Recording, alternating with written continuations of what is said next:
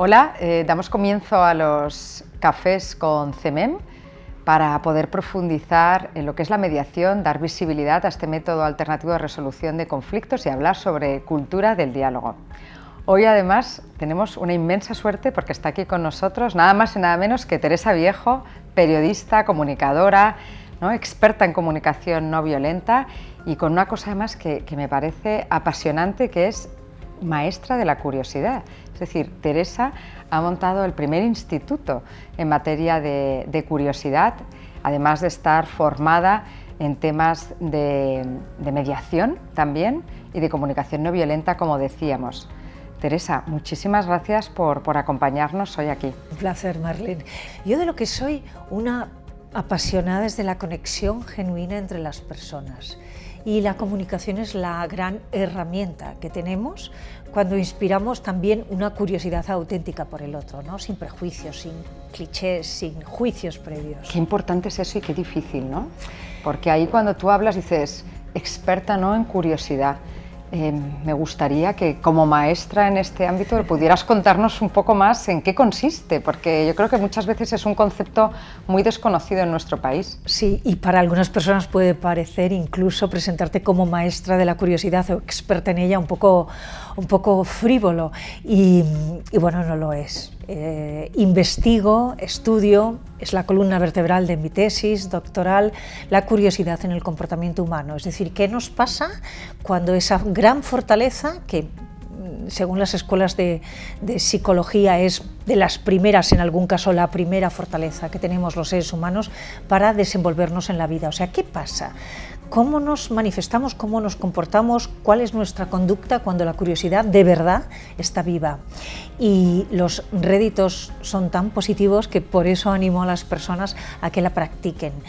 Entendiendo curiosidad como la apertura al cambio, como una mente abierta y flexible, como las ganas de estar en un modo de aprendizaje continuo, como querer conocer de verdad a las personas, abrirnos a ellas, acercarnos con el interés de y cómo son, qué sienten, qué puedo aportar. Qué sé yo, es aquello que nos permite sumar experiencias y aprendizajes, ¿no? Vivencias en definitiva. Y esto entiendo que ayudará a la cultura del acuerdo, porque al final, ¿no?, en ese sentido, tener toda esa capacidad de ponerte en la piel de la otra persona, de hacer esa lectura, ¿no?, que estará pensando, cómo le está afectando, qué más puedo saber sobre la persona que tengo enfrente, etcétera, que es clave. No sé si lo estás relacionando en tu estudio, cómo afecta la curiosidad a la cultura del acuerdo, de alguna forma. No solo lo relaciono, en mi obsesión siempre cuando tratas de impulsar cambios a mejor en las personas es ver dónde está el origen de todo. Tratar de comprenderlo en cualquier ámbito, es decir, tratar de comprender qué le pasa al cerebro humano, por qué siente temor ante algo que desconoce, entendiéndose una persona y por tanto una expresión de esa persona o unos argumentos, por qué los rechazo, por qué los temo, por qué tengo confrontación hacia ello y además esa confrontación se traduce en un lenguaje agresivo, en una actitud agresiva y en un rechazo per se a lo que me está diciendo. Entonces, cuando vas hacia atrás en ese origen, te das cuenta que es porque, casi de forma, utilizando la neurociencia, porque nuestra amígdala, que es la que nos previene de las amenazas en el cerebro, se ha hiperdimensionado. ¿Por qué? Porque no hemos dejado que entren en juego otras habilidades de nuestro cerebro que nos permiten seguir curioseando, explorando y probando como cuando éramos niños. Entonces, si vas al origen de todo, si te paras y hablas con esa persona, y si indagas ¿y por qué rechazas esto que te está contando el otro? En lugar de tratar de comprender. No, es que yo no quiero aceptarlo, no. Es una comprensión amorosa y empática, no racional, no intelectual. Y te das cuenta que ahí está burbujeando una curiosidad a poco que la alimentes. Entonces, el origen del acuerdo, en el fondo, es situarte frente a la otra persona sin prejuicios, con el interés de comprender por qué dice lo que dice o hace lo que hace. Yo, escuchándote, lo que veo es que al final todo se redunda en un problema de comunicación, ¿no?, en gran medida. Un problema básico de comunicación a todos los niveles. Muchas veces los conflictos surgen motivados porque no nos hemos entendido ese problema de comunicación y subyacen en el tiempo fruto de ese no entendimiento, ¿no? Decir, bueno, pues esto ya que me lo resuelva un tercero, porque yo no quiero hacer ese esfuerzo, ¿no?, de ponerme en tus zapatos. Y ahí, yo no sé si tú has visto una evolución en las empresas en las que cada vez se está trabajando más la comunicación, o es algo que sigue estando un poco apartado. Fíjate, hay muchos estudios en torno a la psicología tanto individual, ¿no?, enfocada como el abordaje de una patología, como la psicología organizacional, que insiste en que el 90% de los conflictos que surgen en las personas, individuales o colectivos, provienen de una erosión en la comunicación, de algo que no fluye en esa comunicación. Ahora bien, no olvidemos que la comunicación es la expresión de tu propia mentalidad, entre otras cosas, es decir, nos comunicamos tal y como estamos procesando la información. Entonces, si no hacemos también un trabajo en la manera en la que procesamos la información en nuestra propia mentalidad, vamos a cambiar solo cosméticamente nuestra comunicación. Entonces aprendemos unas fórmulas que quedan muy polite, muy elegantes. Mire, me gustaría mucho, porque tengo interés en que usted pueda escucharme, pero si dentro de nosotros no hay ese interés genuino, la cosa no funciona. Porque al final somos el espejo de nuestra alma, ¿no? Cuando dices algo de verdad, esa energía, ¿no?, eso se transmite también. Por eso yo tenía una obsesión desde el principio, cuando me acerco a la investigación de la curiosidad, a ir al principio de las cosas, a la esencia, al qué es lo que nos está pasando. Y por eso, bueno, mi propuesta es que falla el espíritu de explorador y exploradora que tenemos cuando somos niños. Desaprender, ¿no? Claro. Es esa parte de decir, vamos a quitarnos todas esas aprendizajes que muchas veces serán positivos, pero otros también nos generarán falsas creencias sobre nosotros y los demás. Últimamente ya me he acostumbrado a, cuando doy una ponencia o una formación en un centro educativo, digo, vamos a ver, vais a cambiar, os invito a que lo hagáis, el concepto de somos un centro de aprendizaje por somos un centro de desaprendizaje y aprendizaje.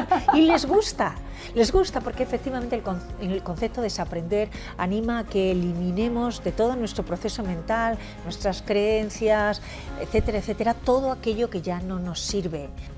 Y en este sentido, Teresa, a mí me surge una pregunta. ¿Cómo explicarías al público que nos está escuchando qué es la mediación, ¿no?, y para qué puede servir a las empresas el acudir a una mediación? A las personas, en definitiva. Yo diría que la figura de un tercero en ese conflicto que tenemos que dirimir es un regalo de la vida.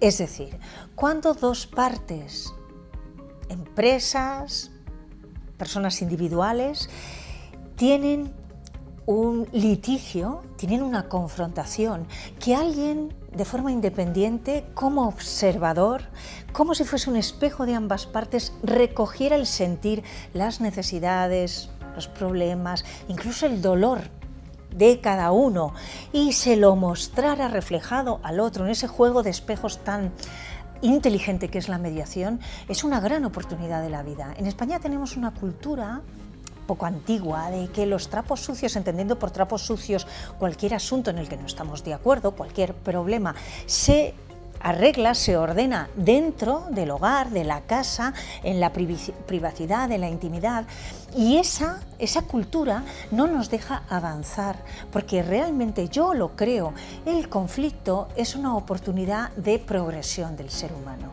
¿No volveremos al estado inicial? No, claro, por suerte, porque habremos cambiado en el proceso de comprensión, de aceptación, de adaptación a la nueva circunstancia. Así que la mediación es un regalo, realmente. ¿Te puedo robar ese titular? El mediador como un regalo, es que me parece genial, porque es una manera muy positiva de verlo. Y a veces, como no sé si a ti te habrá pasado, que se tiende a confundir mediación con negociación, cuando realmente no tiene nada que ver, ¿no? Porque en esa negociación no interviene ese tercero, ese regalo que ponen a las partes para que ayude a desenquistar muchas veces esas posiciones encontradas. Fíjate, yo creo que de forma plástica, porque nos ayuda mucho a visualizar las situaciones, un mediador es un espejo y no tiene interés. El negociador o negociadora, a lo mejor tú puedes pensar que tiene un interés un tanto oculto, subrepticio, y eso te genera inquietud. Pero el mirador es un gran espejo que muestra lo que no ve nuestra mirada, que siempre está condicionada por nuestros sentimientos. Y es una suerte. Es como si diéramos la vuelta al espejo y descubrimos, wow, mira lo que hay aquí, y yo no lo había visto. Eso hace el mirador. Pues no puedo estar más de acuerdo contigo. Ojalá sirva, ¿no?, esta conversación para despertar esa curiosidad en todos los que nos escuchen sobre la mediación y esa fórmula de resolver conflictos y sigan profundizando sobre esa materia. Simplemente que nos apeemos de aquello que nosotros pensamos, creemos y por tanto juzgamos, que nos apeemos de ello dejando de pensar que es la única verdad, la única existente. No hay otras muchas miradas y es muy rico descubrirlas. Podemos encontrar otras soluciones que ahora mismo no somos capaces ni de observar. Teresa, muchísimas gracias. Gracias. Ha sido maravilloso tenerte aquí en este café y esperamos volver a verte muy pronto. Eso espero. Gracias, Marlene. Gracias.